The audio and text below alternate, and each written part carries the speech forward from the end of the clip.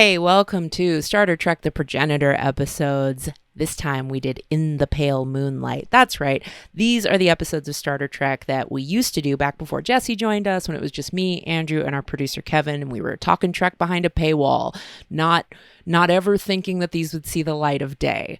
So they have been re-edited. Just a little bit. We just had to cover our ass so that we could work in Hollywood again. This is the episode that I think got Andrew on board with Deep Space Nine. I'm really proud of the fact that I overcame my anxiety of not wanting to show him something so late in the series, because I kept being like, oh, if you don't have the whole build of the Dominion War and like all of the character backstory, are you not going to get into the story as much? I was wrong. I wasn't wrong. I was right. I'm glad I ignored that because he loved it. Kevin loved it. I loved watching them love it. It was great. So enjoy this one. And that's all. That's really all. Goodbye. I don't know where to start. I don't know where to start. I don't know where to start the Trek. I don't know where to start the Trek. Start Trek.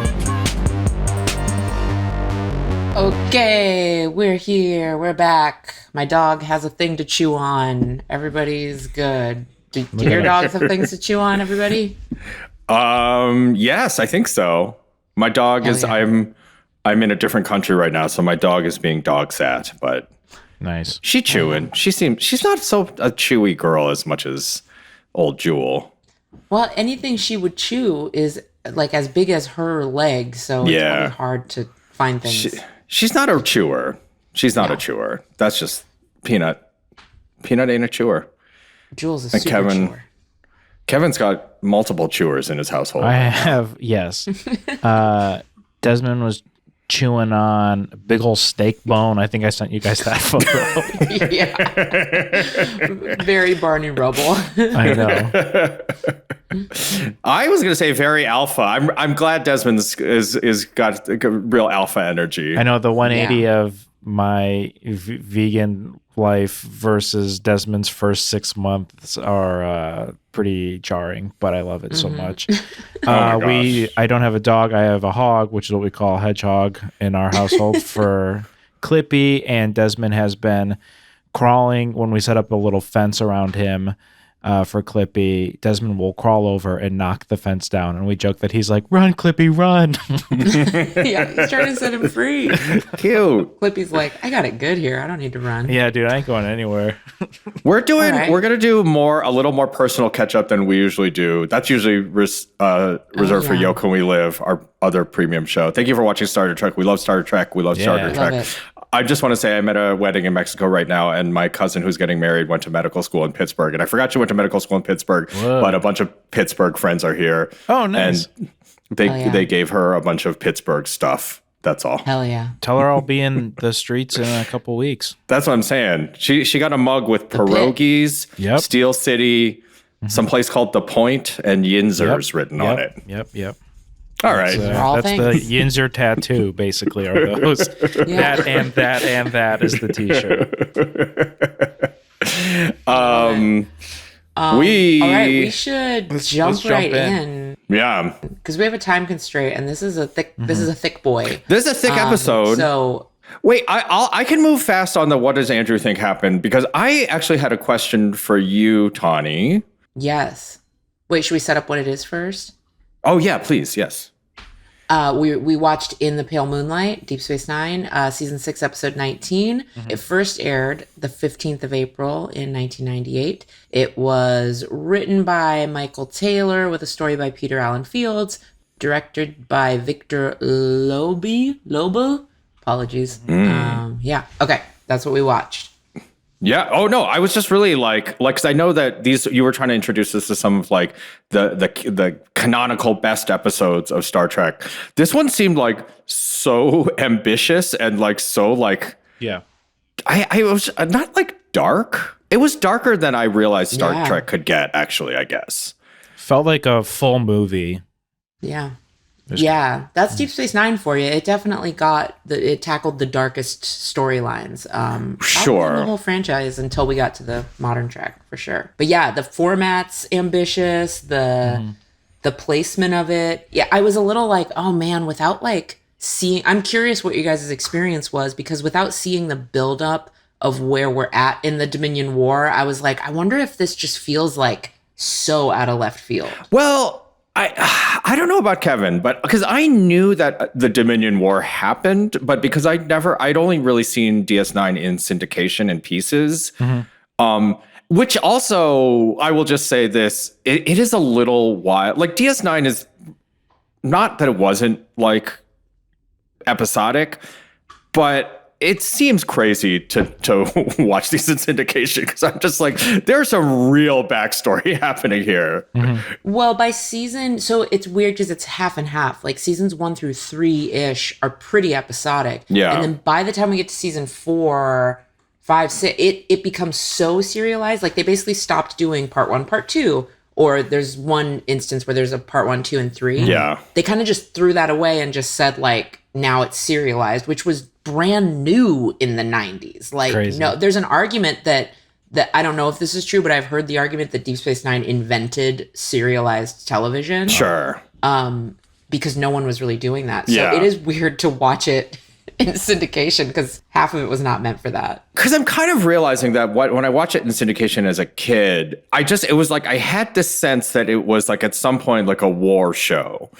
And there was just kind of like constantly a war happening, which is a little bit why I think maybe I had it in my head that like the conceit was Casablanca, or like not Casablanca, but whatever the fucking cafe is. Like that kind of is Deep Space Nine. Just like shit is wild out there. You said that before, and I actually I've never seen Casablanca, so I don't really get the reference. Let me throw this out there. Neither have I, but it's that fucking bar where they play the piano, where the play it again, Sam, is happening, and there's like shit happening outside. Yeah.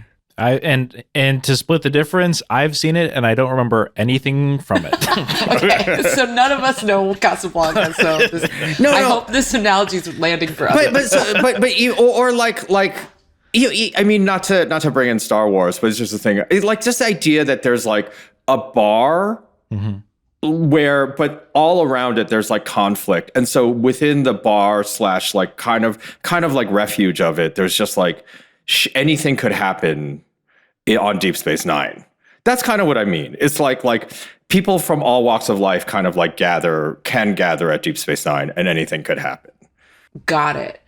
Yeah, you've seen so many Quark episodes. Yeah, no, it's more like a frontier town. It's more like a it's a Western. Yeah. Sure. Yeah. But I guess even to me, Westerns, most of the strangers meeting is in the saloon. But yeah. Frontier Town makes plenty of sense. Okay. I was just say super fast. My experience with this, having only seen like this is my 3rd or 4th episode of Deep Space Nine, I was kind of intimidated the first few minutes, but then I feel like I got it and was like, okay, I'm following along. This is my 2nd attempt at watching the episode. The first time I tried to watch it over the weekend, I was, I'll say it, drunk. I was extremely lost. Then I fell asleep. Then I woke up 15 minutes in and was like, why the hell would they even pick something like this?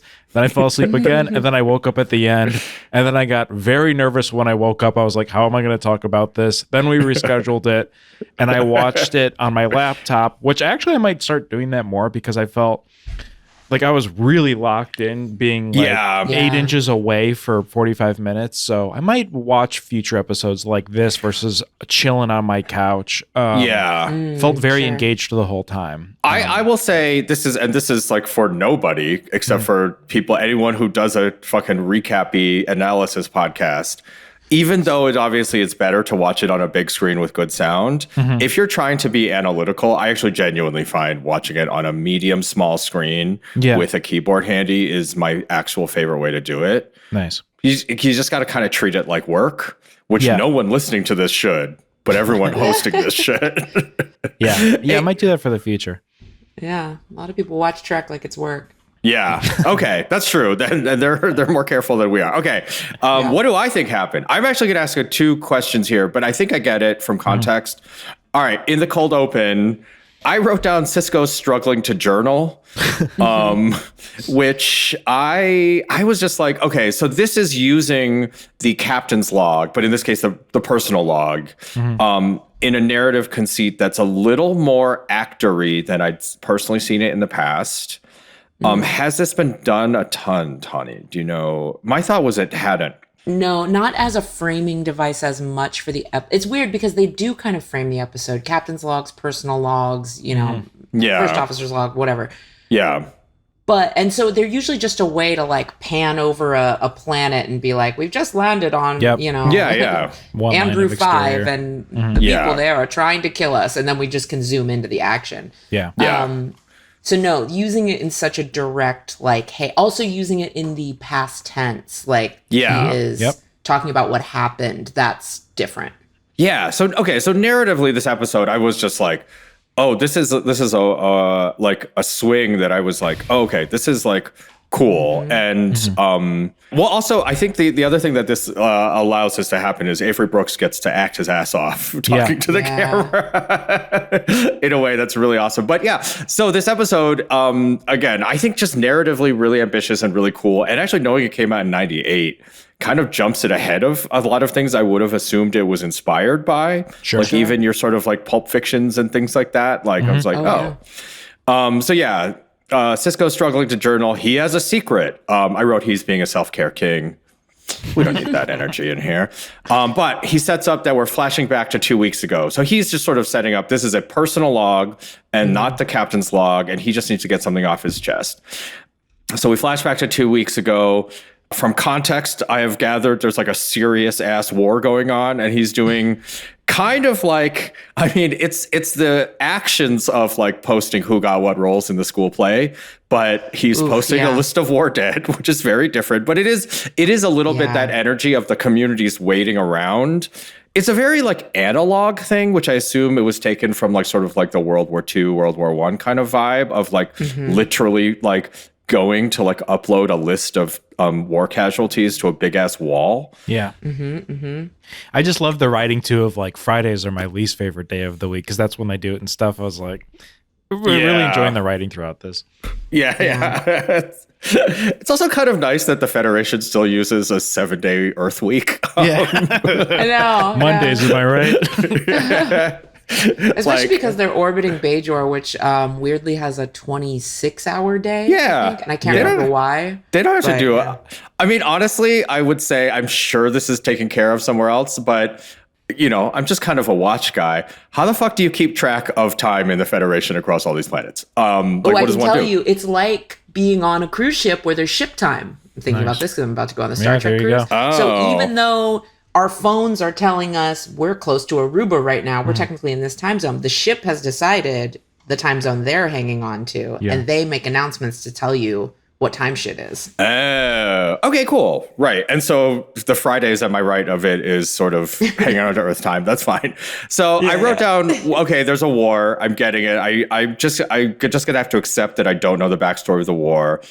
I forgot that the Dominion and the... Okay, let me just make sure I have this right. The Jem'Hadar are like the military wing of the Dominion, who are the Cardassians, more or less. No. So the Jem'Hadar are genetically engineered soldiers. They are created by the founders, aka the Dominion. The founders are Odo's people, the changelings. I really didn't know that. You haven't found that out yet. Yeah, because we're not watching this in order. So that's why this is fucked up, but that's okay. It's a 30-year-old show. Everybody's fine. So Odo discovers that his people, the changelings, are also called the founders. They have these little servant people called the Vorta, who are their, like, they do their bidding. That's the guy Wayun, who they made an AI video of for the hologram to be in the conference room with the fake Cardassians. So the Vorta do the founders' biddings. They're the little bitch boys of the founders. You can quote me on that. And then the Jem'Hadar are genetically engineered kind of like clones that are all addicted to a substance. They were an allegory for the crack epidemic and were often played by black actors, and are like in some ways, there is an argument that they were non-sentient, but they were sentient. But they were just like soldiers created to fight. And they're like the extreme ultra warrior. Okay. They believe they are already dead when they go into battle. There is no killing them. They do not value their life or their safety. Got it. Wait, and then so how do the Cardassians fit into The Cardassians are Nazi Germany, who has recently pulled out of Bajor, and they are their own other entity in the Alpha Quadrant who are brilliant military strategists and see that an alliance with the Dominion is in their best interest. Okay. So they ally themselves with the Dominion in order to gain a stronghold in the Gamma Quadrant. I'm going to tell you this. Would not have known that at all. Okay. Nope. I know. I thought about setting all that up for you ahead of time, but I was like, let's just let them watch it. It's fine. Because they use Dominion and Cardassians, I thought interchangeably. So I'll just say this. I apologize in advance. All my notes are wrong. That's okay. I'll correct you as we go. So we get a little, as Dax and Bashir are walking away from the casualty wall, we kind of learned that the Romulans are letting the Dominion / Jem'Hadar, which I thought was the Cardassians, took a ship called the Cairo. But basically we learned that like the Romulans are sort of like enemy of my enemying it and letting the Dominion attack the Federation. And the Klingons? No. Yeah, the Klingons and the Federation are allied at this point. That's crazy. Yep. Anyway, that's almost like Russia and America teaming up to fight Nazi Germany. Anyway, I'm sure it doesn't mean anything. So basically, Bashir just sort of casually mentions for us, the listeners, although presumably this is just the general military strategy, that they need to get the Romulans to enter the war on their side. So in this case, I guess the Romulans are the United States. Anyway. Yes. And a bit of backstory you need to know is that the Romulans have already been burned once trying to be drawn into the war with false intel that got a bunch of their people killed. So they are naturally super skeptical as a species, but now they're even more like, we're staying the fuck away from this because we got our asses beat like a year ago. Okay, so not knowing that, Sisko's plan is even more insane or ambitious. Yeah. Because so essentially, the plan that he unveils has already failed once. Well, ish. It was a more legitimate, like the Cardassians tried to pull them in. It doesn't matter. On the other, I got it. Okay. So we learned from Dax that, essentially the Romulans aren't having any of this, but Sisko's going to do it. End cold open. Act 1, we continue with Sisko and Dax in the conference room debating this idea of trying to get the Romulans in a very, I think, charming move. They're doing just like a straight up conference room role play. Love it. It's so good. And Dax plays a Romulan in this one. Quick Dax lore question that I'm asking Check's Notes. Dax. Yes, I am. Hello. Spoilers for Starfleet Academy. Hi, Dax. Hi. Does Dax like retain the like memories of all the previous bodies she's hosted? So much for asking Trill symbiont questions. Yes. So Dax, in her current form as Jadzia, this is her 7th lifetime. This is her 7th host, and so the symbiont, which is the little worm inside of her, does have the accumulated memories of all previous 6 hosts, and then also has the life memories of Jadzia, the unjoined Trill, who up until she was 22 years old or whatever, led her own life. So she has all of those people. So everything. And her, yeah. So my question is has Dax been a Romulan prior to this, or is Dax just role-playing a Romulan? No, she's always been a Trill, but a couple of her previous hosts, one was a really fierce litigator, was an incredible attorney, and one was very familiar with like military strategy, especially the Klingons. So it's a really cool piece of writing that they made Dax, in addition to being his good friend, like she's the perfect person to do this role play. I was really hoping for an end scene. Yeah. Okay, got it. So it was Dax doing a Romulan impression, not channeling a previous Romulan. They have been. Okay, great. But the roleplay helps them form the plan. Yeah. And they basically find the plan is Sisko needs to find proof that the Cardassians are going to attack the Romulans. That the Dominion is going to attack I'm sorry. Romulans. Yeah. Right. Assume I mean that. The Dominion are planning to attack the Romulans, and they can't obviously just go, but they talk about they're having to go to Cardassia to do this, maybe? Or they, okay. But so they can't go to Cardassia to find this intel, but they do have a Cardassian on the station. Side note, and this is because this is the main thing I know about Benjamin Sisko besides the gumbo thing. The way he's holding that baseball, extra horny for baseball. Anyway, loves baseball. He loves baseball more than anything. So Sisko goes to talk to Garrick, who's and tries to get him on board to like just be a spy in Cardassia Prime. I kind of remember the Obsidian Order. I remember that being like a thing. So Garrick used to be like a spy that was like a rebel cell within the Cardassians. Okay. They're not rebels. They're just like MI6. Oh, okay. He was a spy, but now he's like a tailor. Yeah. Okay, great. Yeah. He's hiding out. I love that. Yeah. So he's just sort of like a reverse James Bond. Great. Garrick is great. Sisko asks Garrick to call in some favors. This is time. We need the Romulans on board. Garrick is in, bring the Romulans into the war. And we end Act 1 back to the present. I wrote, what a use of the captain's log. I love this. It's fun. It's very cool. It's really awesome. Like this is like The Sopranos. I'm watching that now too with like the therapist and stuff. It's like a similar thing. And like we were saying, are out around the same time too. This a few years before. Yeah. It's just like a fun narrative device. I guess I'm glad they don't use it all the time. Yeah, but this is a good one because this is a guy who's like fucked up and like, because I think it'd be kind of hack if they did it like every time. I like that this is sounds like sprinkled in. Yeah. We open Act 2. Sisko's sleeping, and the VO. We're in a flashback. Sisko's sleeping, but he's talking to the personal log in the present. So this is sort of like a noir-like flashback. I love it. He gets another notification. I wrote he gets paged. Is this when it's like, why does bad news always come at night? Yeah. Love that. He gets paged that the Dominion has invaded another planet. Beta Z is going to fall. I wrote, this is great. The stakes are raised. Yeah. So nice to see Beta Z too, because they're kind of these like at this point in the timeline, they're sort of these pacifists. So it's like, oh yeah, the Dominion came and took them over in like 10 hours. It's like, yeah, they would. They're just like sort of the hippie empaths who have naked weddings. They don't stand a chance. But it's scary because it puts the Dominion in a key position to be able to take over Alpha Centauri. Well, it's sort of like they took a peaceful non-military nation and just fuck it.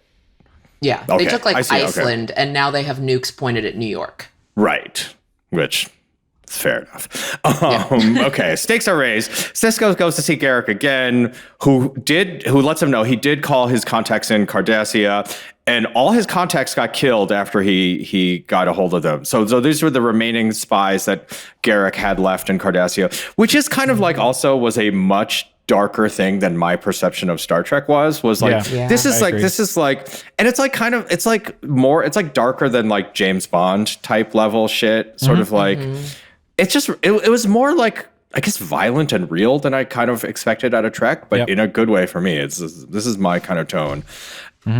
Same. So Garrick pitches another plan. He's gonna fabricate evidence for the Romulans. Hell yeah! We go back to the present for a beat, and then deep fake. Well, Star Trek invented deep fake. We're doing a deep fake, but fake also there was a part of me that's like, is this gonna be a theater? Because we're still early enough in Act 2 that I was like, is this going to be a DS9 puts on a play episode? Like, I genuinely thought there was a dancing around it. Yeah.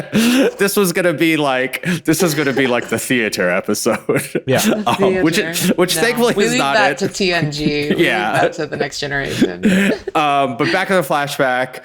Garrick pitches that they target this Romulan senator who's pro-Dominion, and the idea is they're going to bring the Romulan onto DS9, show him a hollow recording of a meeting which they have forged on a Cardassian data rod about a secret plan to invade. I wrote down Romula. That cannot be right. That's a crazy name for a planet. Romulus. Romulus. Okay, that makes sense. Yeah. You're close. I just doubted myself. I'm like, wait, what? Romulus? Yeah. Romula just sounded so ridiculous that I was like, that cannot be right. Anyway, so they need to get a forger out of Klingon prison, a guy named Granthan Talar.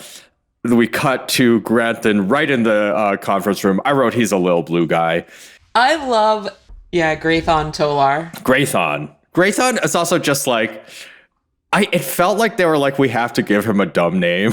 Or not a dumb name, but a dummy's name. Yes, I feel like the writers, especially of Deep Space Nine, they telegraph to you who's not trustworthy through the naming. They telegraph to you who's going to fuck up. Yeah. And also this guy's acting and everything about him. I kind of love it because it's a little bit of a like comedy character throughout. Because he's just, you can just tell he's going to fuck it up. He's the messy roommate. Grathon, you have to do the dishes. He's a little Neelix energy, not to... There's a little bit of Neelix energy. He's just a weird little guy. He's a weird little guy. Yeah. I also did think there was a chance. I thought the chance was going to be this was... Okay, so this was my other head fake for the episode. I thought this was going to be a break a forger out of prison episode. Uh-huh.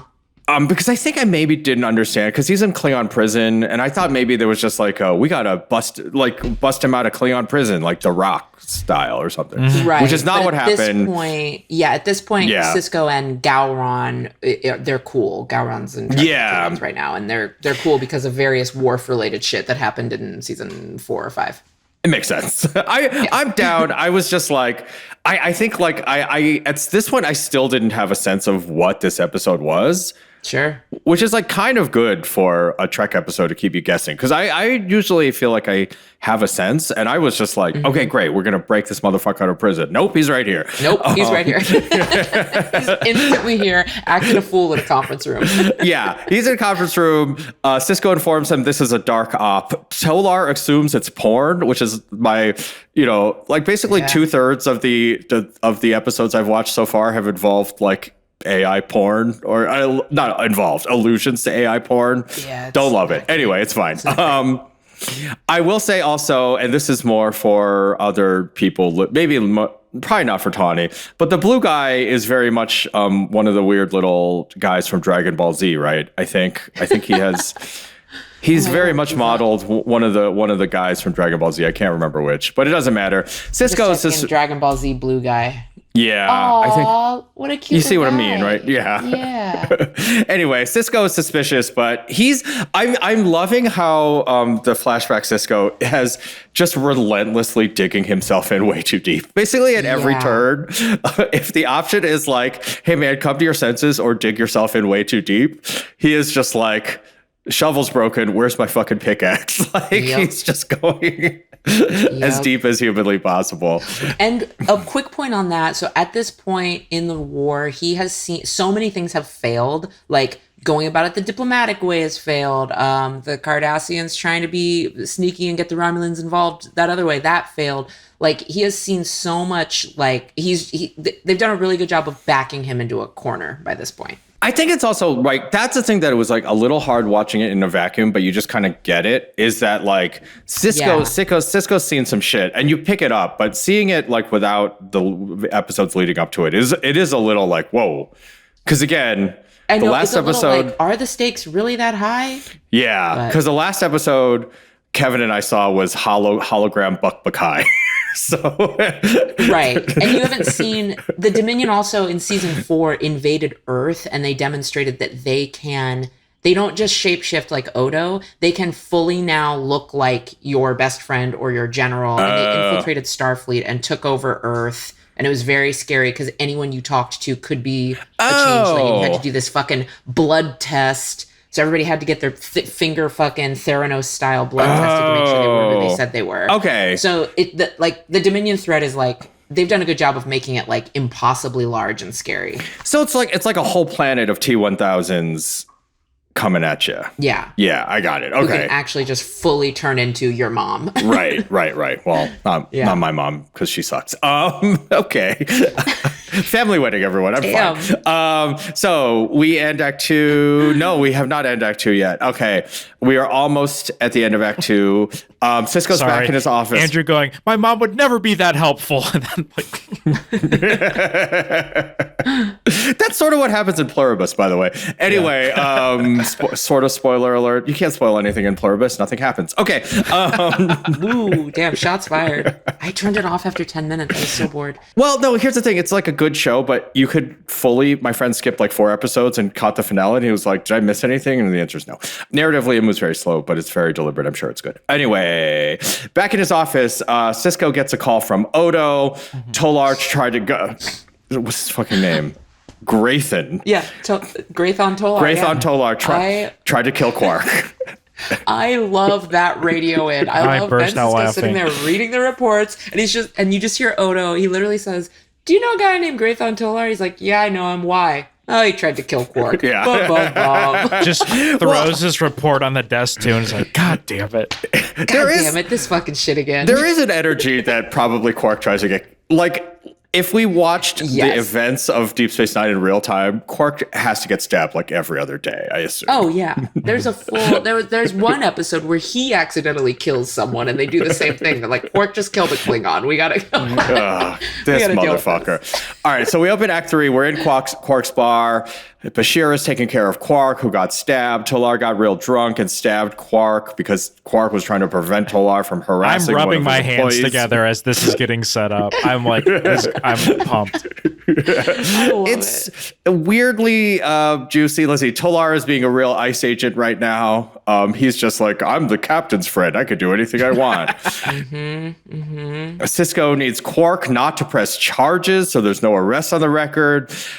So, I mean, again, this is just like, it is kind of nice to see a writer's room where very clearly they had listed a list of Benjamin Sisko's attributes, and they were like, how many of these can he betray in one episode? Truly, this is a major turning point in the character where it's literally like, how far will he go? How many of his values will he need to go against in order to save the galaxy? All I'm saying is, you know what? I almost give them full credit, but of course, full credit would go to if he like tore a baseball glove in half. That would be the way to tell you that the Sisko that you love is no longer alive. The Sisko that you love has been replaced by this monster, and he never gets there. Anyway, so Sisko needs this to stay off the fucking books. So he bribes. Quark is loving being offered a bribe. He asks for latinum and get his packages through customs.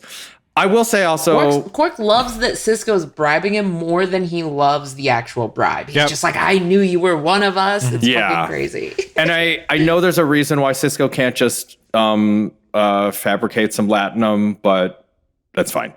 The replicators just can't... You can't just say... Big old... Okay, great. They don't make latinum. That's fine. No. Okay, we're back in the present. Sisko's still vlogging. I wrote down he's acting the fuck out of this. There's a war on. He's wearing a vest now, I think. Anyway, back to the flashback. And he does the casualty list again, which kind of justifies everything, which is like a nice device too. It's just like he's in the bind of like, these people are fucking dying every day. Every second I wait, Every second, yeah. So like the stakes are turned up really high. Again, in a way that was a little bit of a mystery, but you get it. A mystery to me, presumably Kevin. Anyway, all of us who don't know what the fuck, why this is like this. Garak finds Sisko in the turbo lift. They do some classic spy shit of like, oh, I can't be seen in ops, which is great. But Garak locked Tolar in his quarters.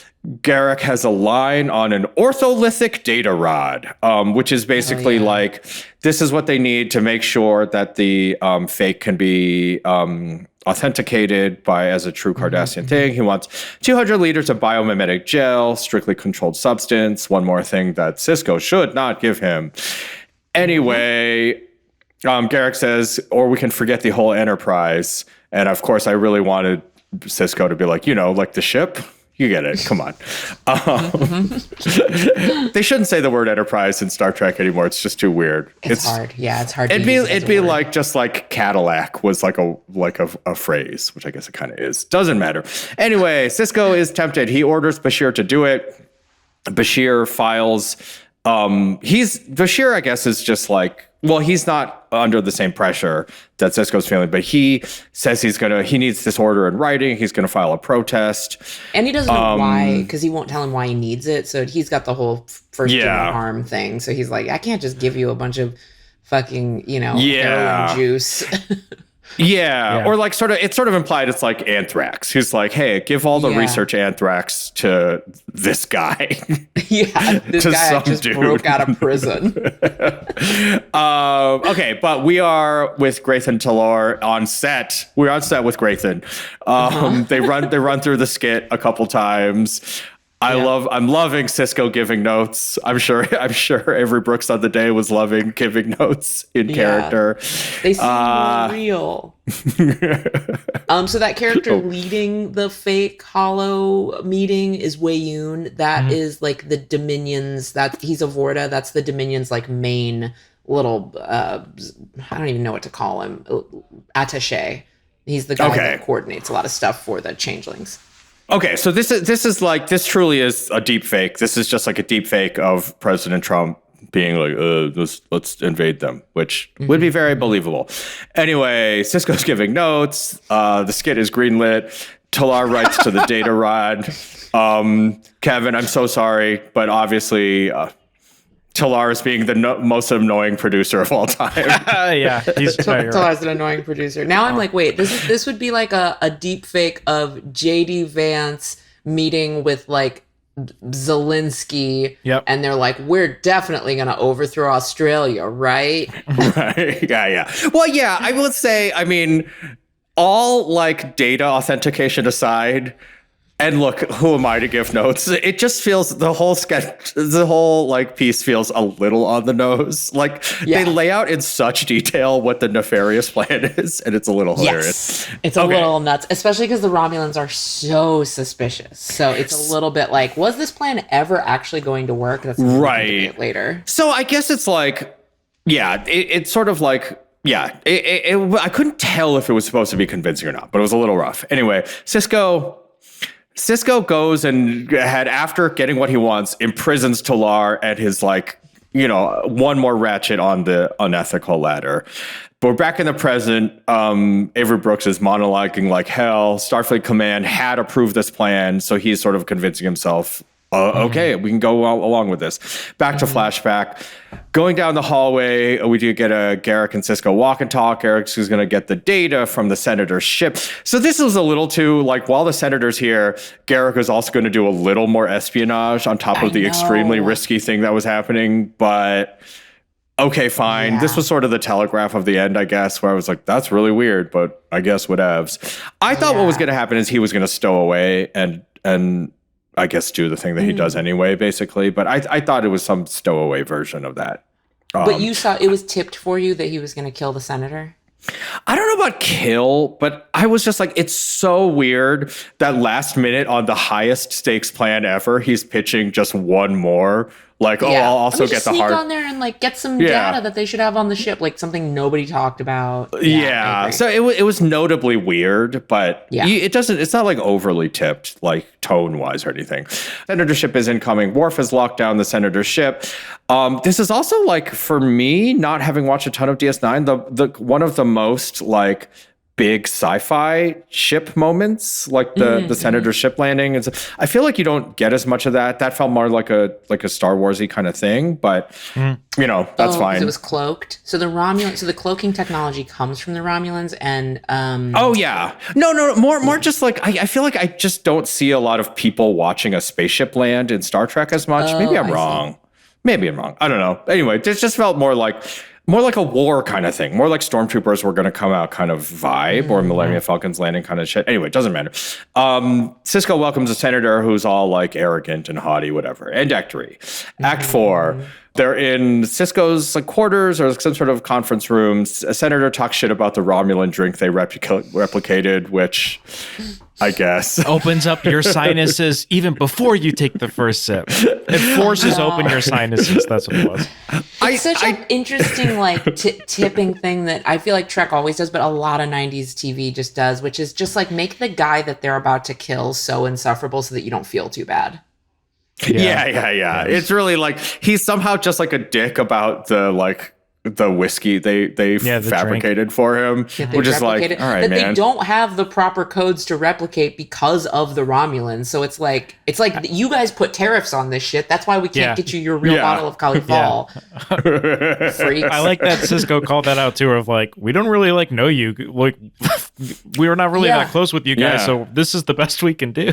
Yeah. Do you want juice? Love to give you real fucking juice if you guys would call us back ever. but yeah, just also like casually. It's also like, come on, man. This is some motherfucker about to die speech. Anyway, so they go to Sisko is like, would you like to watch my short film?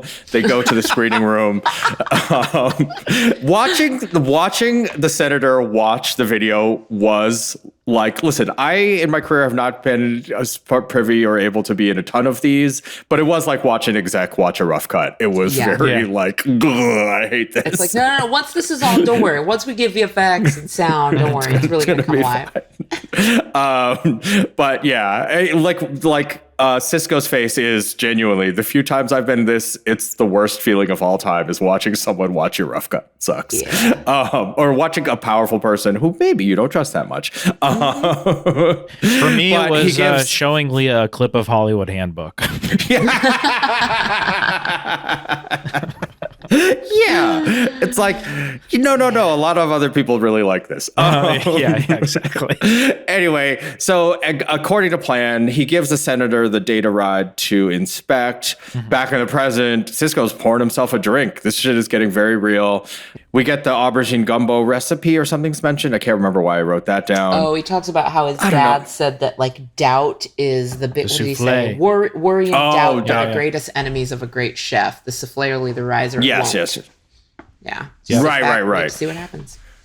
Which, by the way, I don't think is great advice for a ship captain. And it's good advice for a baker. It's not good advice for a cook. It's like, no, you gotta like worry a little bit, season and fuck with it. But like for a baker, you kind of have to leave it alone. Yeah. But you know what? It's, in my opinion, super bad advice for a spy. Like you really gotta. Like I get it. He's telling himself because things are a good CIA agent. Things are out of his hands, but it is like, Jesus Christ, dude. When you see the plan in action, it is fucking crazy because it all hinges upon this guy who very clearly does not fuck with them, believing this very outlandish thing.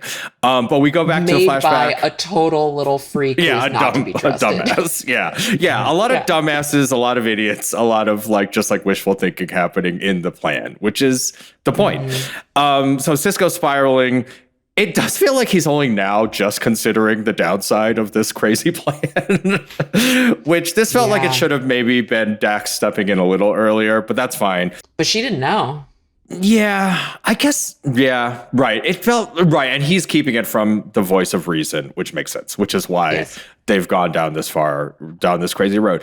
Anyway, I could see a meme of him walking in going, "It's a fake," of just like, I could see that all over Twitter or something. It is. I probably have seen it. Yeah. It felt very memeable. Of course, the senator realized it's a fake. Yeah. Like, of course he would, I guess. Yeah. Back in the present, Sisko. At this point, we are still living in the world where Sisko. We think that Sisko is spiraling because he's failed. So we see him. And then we're a few days later, and Vreenak, who is the senator, whose name I didn't get, but the ship fucking explodes, and the Cardassians are implicated. Sisko realizes he's been had implicating the Dominion. Yes, Sisko realizes he's been had. Of course, fucking Garrick planted a bomb on the shuttle. Is that what the 200 liters of gel was for? Or is that just, did I make that up in my mind? Oh, actually, that's a good point. I don't know. Because it was very odd to me that he was like, I wouldn't be bringing this to you if it could be anything else, but they can negotiate. I was like, this seems like it's for him. That's maybe. A great point. The implication of bio... Yeah, it's a bio. It has something to do with genetics. Although experimentation is what. Now that I know that the Dominion are Odo folks who are biomimetic people, there is a world where biomimetic gel is just a big old bucket of Odo meat. Right. Well, it could be what I'm saying is it could be what he used to frame the Dominion. Because now that I know, like, if biomimetic gel is related to Dominion, maybe he basically just asked for, hey, could I just get like 200 liters of Dominion DNA? I see what you're saying. And then, interesting, yeah. And then it's like, oh, the ship exploded and the Dominion's implicated, and maybe that's what happened here. Maybe I need to ask our science advisor if that's how it works, because I've never thought about this. Anyway, which didn't occur to me either. But yeah, I mean, it is true. To whatever they ended up giving, like 100 or 80 liters of biomimetic gel. Yeah, that seems pretty bad. Sisko. Garak planted a bomb in the shuttle. So they're in the tailor's office, the tailor shop. Once again, my favorite style of combat. Sisko does a Kirk punch at Garak. He gets blocked, and I kind of only now realize that like Garak basically is like supposed to be like James Bond. But while they're struggling, he kind of lays out that this is exactly what you wanted. The Romulans are going to enter the war. Garak set this all up, and it is sort of just like the two ways of looking at this, I guess, which makes sense, are this is either the episode where like Sisko grew up and like got real about what a fucking like how nasty war is, or Sisko loses himself, which I guess, having not seen the subsequent episodes, I don't know where it's going in that regard, which is kind of nice. What's the funniest thing to me is that the next episode is literally there's a hologram kind of Tony Bennett that teaches Odo how to be cool and win a lady's heart. And there's about 4 musical numbers performed in it. Wait, that seems like that's the same thing that happened to me in like, do you remember when we watched a couple episodes of was it Strange New Worlds? Like the one that was like back to back, like harrowing war movie, and then the next episode was like everyone's singing. Yes. Well, that is, yes, that's exactly how Strange New Worlds is set up. It's like meant to be tonal whiplash every week. Yeah. This was just weird. Well, but this is like super tense spy shit that like ends on like the type of moral quandary that I guess I was not expecting from Star Trek, I guess. Just maybe that's a me thing. But Romulans entered the war. Sisko got what he wanted, maybe saved the Alpha Quadrant, but at what cost? This is Sisko's villain's turn. Oh, yes. Oh, my God. I even wrote this down. Sorry, I took these notes kind of a while ago. And this is just my experience, but the next episode thumbnail that comes up during the credits on Paramount Plus was literally the next episode thumbnail is Odo in a tux at a playing piano. The piano. And I was like, all right, well, whatever's happening here, I'm not going to find out about it for a while.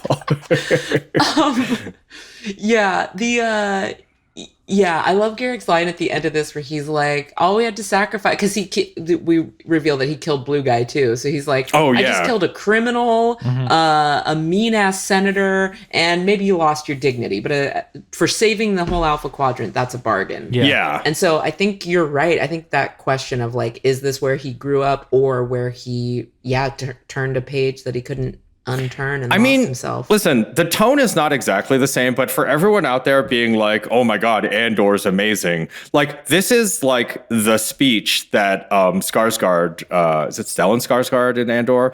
There's like a big speech at the end of season 1 about the one that everyone's like, this is the most amazing speech that's ever been in Star Wars. That's just this episode of Star Trek, you guys. Like 30 years earlier. 30 years ago. Yep. We did it 30 years ago. Yeah. Now you see why I'm like this? Do you see why I'm like this? Do you see why it's hard for me to watch any other sci-fi? Because I watch it and I'm like, that's cool. We did that in 1993. Yeah, I kind of just didn't realize. You weren't familiar with our game.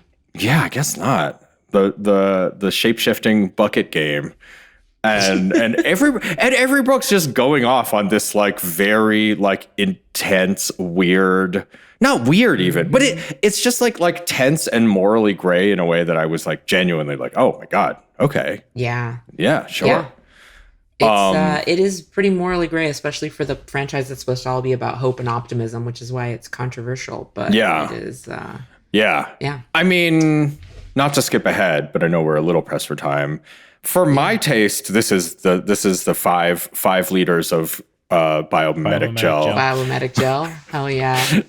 This one is like right down my lane. No, this is Quark getting stabbed 5 times out of 5. I love that there's a Quark moment in this, even in this tense of an episode. I love that. Yeah. Kevin, how'd it do for you? Same. I hadn't seen, to be honest with you, a Deep Space Nine episode yet that had sold me. This one sold me. I loved it. I thought it was really fun. I loved all the like you said, it was just like unexpectedly dark for this franchise. Mm-hmm. Yeah. And I thought Sisko was great in it, and all of the sabotage and surprises I thought were really fun. And some levity, obviously, with our boy Quark, who, by the way, I want to spoil something. Tawny and Andrew did Gareth's podcast. Next we have that I work on, and we did a like March Madness style bracket of all of the Star Trek characters, and we were super delayed, and so Tawny had to run to a thing, so it just became Andrew, and Andrew made Quark number 1, the best Star Trek character of all time, which was really fun. It's hard to disagree with that. It was awesome. It was really stupid. I was just like, Tawny's not here, and the most Quark thing to do would be to make himself number And Gareth 1. kept saying, okay, but when she left, she did say Sisko all the way. So you are going against that. And he was like, it's just me. So yes. Look, I can't argue with it. Quark needs it more than Sisko does. Yeah, so I'll give it to you. Truly. So 5 Quark stabs out of 5 for me. Yeah. Yeah. Obviously, 5 out of 5 blue guy forgery rods for me. I love it. It's just, I love the talking to camera. Mm-hmm. I love how there are still weird little jokey, funny moments in it. Mm-hmm. I love how much character they're able to inject in this. Like, this is why I love Deep Space Nine, because even though so much of the plot is taken up with Sisko and Garrick and this whole plan, you get Quark character moments with the bribery thing that advances him and Ben's storyline. Mm-hmm. You get Dak's character moment where she's basically like, hey, like I'm your counsel on this and I'm helping you figure it out, but then we see him shut her out. We get Bashir character moment where he's like, I'm a doctor, you can't be taking that anthrax and just doing whatever with it. Yeah. It really is like a very economical use of, giving us more about these characters that we've grown to love. So very good writing. It was awesome. Really fun. Yeah. But I think it's just like as Sisko turns, everyone gets to react to him fresh and show who they are in a nice way.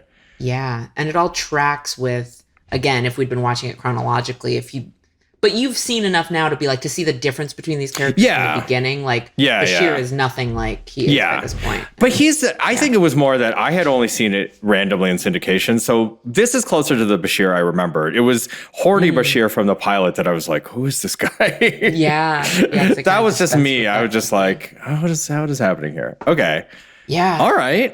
And now the Romulans declared war, and they've jumped into the fight. Turning the tide of the war. It's going to be crazy. What is our next episode? Okay. Now we're getting into the business. So our next episode is a 2-parter. Yes. It is Voyager Season 4, Episode 8 is the first one. Year of Hell. 8 and 9, Year of Hell, Parts 1 and 2. Can't wait. I have seen that once. I don't remember it well, so I'm going to do a rewatch and be kind of fresh to it like you are. It's the one people love from Voyager. Awesome. Well, for me, DS9 619 in the Pale Moonlight has this is the bar for me personally. Oof. It was great. I think that's where that is. We'll watch some more good ones, and we'll also do a best of Quark, because I just think we just got it. It's delightful. I just love Quark too much. Okay. I know. I'm going to tell Armin he's going to be on the cruise next week, and I'm going to tell him how much. Hell yeah. Yeah. All right. Can't wait. All right, guys. Thank you. Thanks for listening. Bye. This is suboptimal.